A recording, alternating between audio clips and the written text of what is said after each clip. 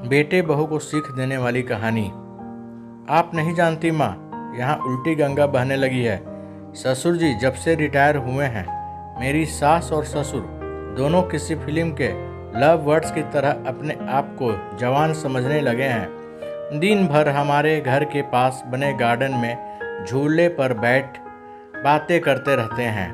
उन्हें अपने पक चुके बालों का भी ख्याल नहीं रहता है। अब इस उम्र में उन्हें ऐसा व्यवहार क्या शोभा देता है। कविता अपने ससुराल के समाचार अपनी माँ को बता रही थी। तभी सास अलका उदास मन से रसोई घर में जाती है, क्योंकि बहू की वो कड़वी बातें उन्होंने सुन ली थी। उसकी सभी बातों को नज़रअंदाज कर सास मसाले वाली चाय बना के पहले एक कप बहू को उसके कमरे में देकर दूसरा कप अपने पति सोमनाथ के लिए लेकर जाती है। बहू यह देखती है और अपना मुंह टेढ़ा करती है। सास ने फिर से एक बार उसकी तरफ दुर्लक्ष किया, क्योंकि ससुर के निवृत्त होने के बाद यह उनका रोज का ही नित्यक्रम बन गया था। वह अब किसी की भी परवाह किए बिना रोज अपने मर्जी के मुताबिक नए नए कपड़े पहनकर गार्डन में अपने पति के साथ बैठकर अपना ज़्यादातर समय बिताती थी। उन्होंने अपनी पूरी ज़िंदगी अपने बच्चों के लिए काम करते बिता दी थी, इसलिए अब बची कुची जिंदगी वह दोनों एक साथ समय बिताकर जीना चाहते थे। आनंद निवास बंगले जैसा 2 मंजिला का घर पति पत्नी का ये सपना था और उन्होंने बड़ी मेहनत से इसे पूरा भी किया था। अलका जी ने घर के सामने बड़े प्यार से उस गार्डन को बनाया था और वहाँ पर कई फूलों के पौधों और बेलें उगाई थी।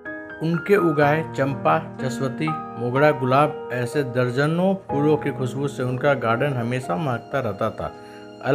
अलग अलग ऋतुओं में अलका जी अलग अलग सब्जियां भी अपने उस गार्डन में उगाया करती थी। रसोई के लिए धनिया, पुदीना और मेथी भी उन्हें कभी बाहर से खरीदी नहीं पड़ती थी।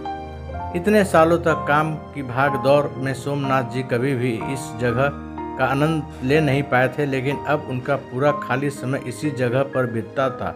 दरअसल एक और छोटा सा घर वहां बना सके इसलिए उन्होंने वह जगह खरीदी थी, लेकिन अब वह संभव नहीं था। अलका जी को अपने बनाए उस गार्डन में एक झूला चाहिए था, जो उन्होंने ला कर दिया था, और अब वही झूला उनको एक दूसरे के साथ ज़्यादा से ज़्यादा सुखमय समय बिताने का जरिया बन गया था। उन्होंने अपने घर में सभी ज़रूरी चीज़ों की और बाकी ऐसे आराम की चीज़ों की कोई कमी नहीं रखी थी। फिर भी बहू को दोनों का उस झूले पर बैठकर समय बिताना खटकता था। पहले दिन भर उसके साथ रहने वाली सास अब ज़्यादा समय अपने पति को देने लगी थी। अपने सास ससुर को टोट मारने का एक भी मौका कविता नहीं छोड़ती थी। वह हमेशा अपना दिमाग उनको उस जगह से हटाने के लिए लगाती, और एक बार उसने ऐसा करने के लिए एक षड्यंत्र भी रचा। अजय, तुम्हें नहीं लगता हमें एक बड़ी कार लेनी चाहिए? कविता ने अपने पति से कहा। आइडिया तो अच्छा है, लेकिन कार रखने के लिए जगह कहाँ है? हमारे पास एक ही छोटा सा गैरेज है जहाँ सिर्फ एक कार के लिए जगह है, अजय ने चिंता वाले स्वर में कहा। कौन कहता है जगह नहीं है? वह गार्डन है ना जहाँ आजकल 2 लव बर्ड्स अपना डेरा जमाए बैठते हैं, कविता ने पति की तरफ तिरछी नज़र करते हुए कहा। आजकल तुम कुछ ज़्यादा नहीं बोलने लगी हो, अजय ने अपनी पत्नी को फटकार लगाते हुए कहा। लेकिन सच तो ये था कि उसने भी इस बारे में अपने पिता से बात करने का मन बना लिया था।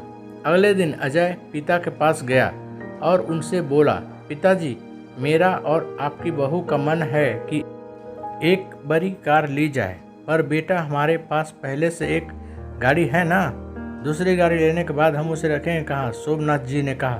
पिताजी, इसी गार्डन में एक नया गैरेज बनाने की सोच रहा हूँ।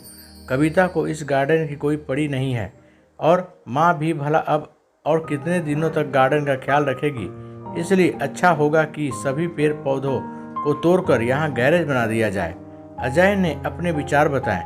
दूर खड़ी अलका जी को यह सुनकर जैसे दिल ही बैठ गया।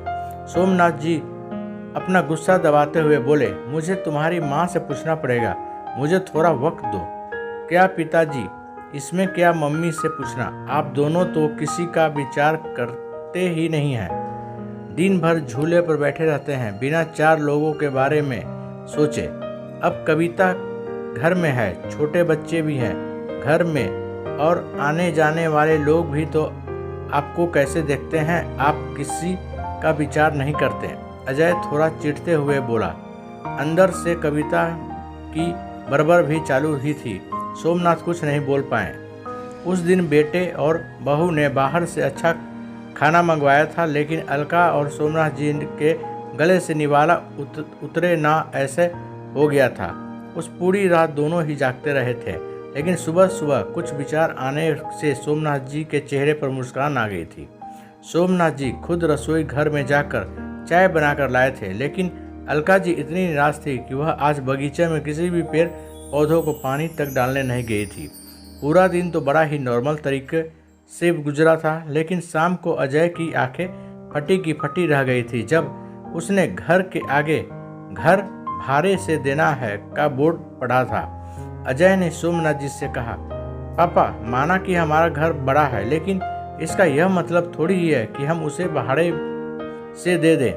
बेटा, अगले महीने मेरे साथ काम करने वाले शर्मा जी रिटायर हो रहे हैं और वही अब इस घर में भाड़े से रहेंगे। सोमनाथ जी ने कहा, लेकिन वह कहाँ रहेंगे? अजय ने अपनी शंका भरा सवाल पूछा। घर के उस हिस्से में जहाँ तुम रहते हो, सोमनाथ जी ने कड़क आवाज में कहा। और पापा, हम कहाँ रहेंगे? नरम प्रति आवाज में अजय ने पूछा। बेटा, मैं मानता हूँ कि मैंने तुम्हें इस लायक तो बनाया है कि तुम अपने पैरों पर खुद खड़े हो सको, इसलिए तुम्हारे पास 1 महीना है। तुम अपने लिए नया फ्लैट ढूंढ लो या कंपनी के फ्लैट में रहने चले जाओ। वहाँ तुम्हें तुम्हारी उम्र के लोगों का साथ मिल जाएगा और इस घर में हमें हमारी उम्र के लोगों का साथ मिल जाएगा।